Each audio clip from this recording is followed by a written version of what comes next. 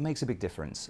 We estimate it's around £200 million a year. That's roughly equivalent to what the British music industry invests every year into new artists. So it's a huge amount of money being lost to the music industry. The music industry is tremendously successful for the UK, and we could be even more successful if we can crack down on people accessing content illegally. Was there a suspicion in your mind that the likes of Google and Bing were turning a blind eye to piracy and to file sharing? Well, I think clearly they're the gatekeepers to the internet, and search is an incredibly important means through which fans discover music. So for us, yes, they need to do more.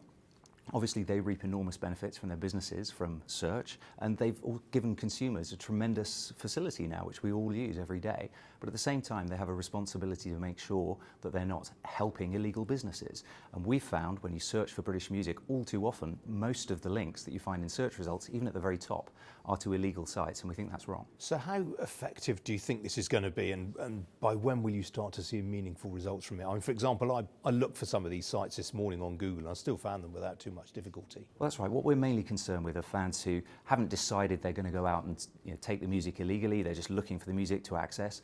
There we think it's really important that they're given access to the legal sites first. So what this code will do, I mean, we'll all work together to try and make sure that illegal sites are demoted out of search results much more quickly. So yes, it should make a difference, but there's clearly a lot of work still to do. But it's your suspicion, though, that they were genuinely turning a blind eye to it before. I mean, what sort of response did you get from the likes of Google when you raised this previously? I think it's fair to say that they acknowledge it's a problem. They acknowledge that they have to be part of the solution, but that we want them to go further.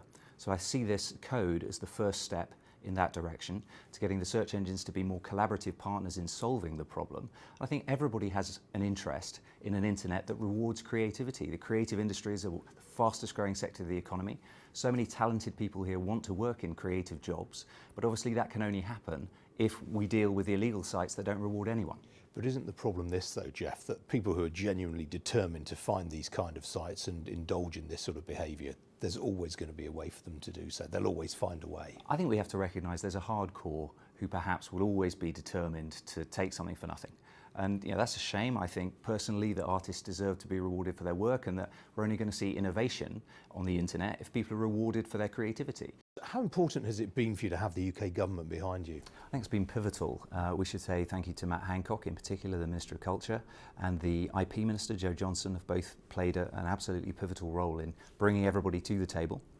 I guess banging some heads together and trying to get agreements. So the UK government role has been very important. They're going to stay involved in this process to make sure that this isn't just a piece of paper, but rather it kickstarts a really truly effective collaboration between all the parties. So you're saying it needed someone with the muscle of the UK government to get the likes of Google around the table? Yes, I think that the UK government's really shown a leadership role here.